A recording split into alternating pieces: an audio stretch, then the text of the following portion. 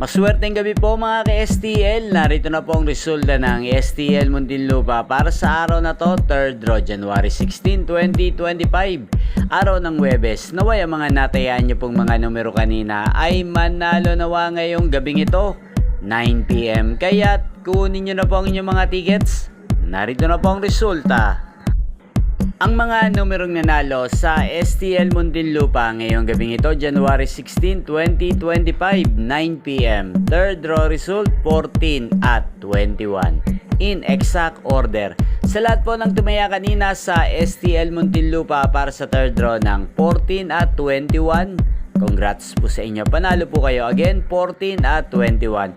At ngayong gabing ito sa STL Muntinlupa, atin pong i-shoutout si Ate Ruby ng Muntinlupa na laging nanonood sa channel na to. Shoutout po sa iyo.